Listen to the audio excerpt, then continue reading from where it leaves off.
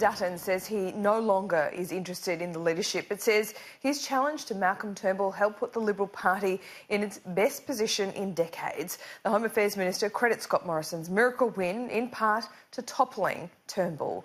Political editor David Spears has more on the revelations from the Sky News documentary New Blood.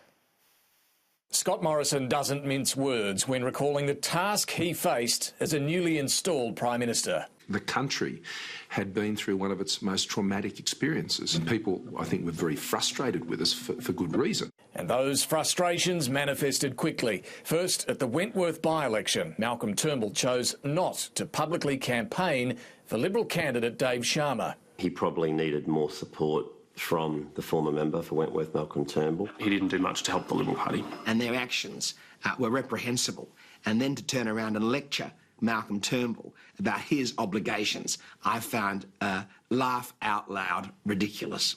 Despite the historic by-election loss, the Prime Minister remained confident. Did you think at that point, I can still win the coming election? Of course I did. But the setbacks continued. A Victorian state election loss that panicked federal MPs.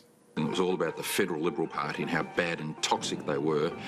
That meant the vote went devastatingly south. Then came allegations of bullying, led by Liberal defector Julia Banks. Did it make you angry?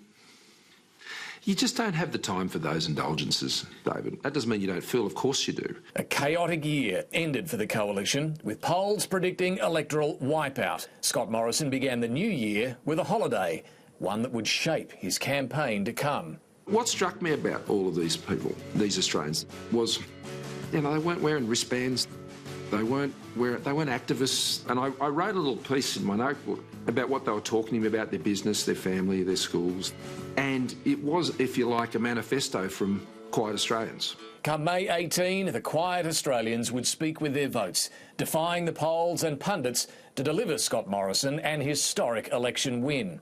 What I was satisfied about is that my instinct about the Australian people was right, that they believed that their aspirations and what they wanted to achieve for themselves, without being told by government that they wanted to continue to run their lives. As for the man who drove the ousting of Malcolm Turnbull, Peter Dutton says his actions played a part in Morrison's miracle. And I think in doing what we did last August, and with the success that's followed, we put the Liberal Party in the best possible position that it's been in for at least 20 years. And perhaps reassuringly for Scott Morrison, Peter Dutton doesn't see himself ever challenging again.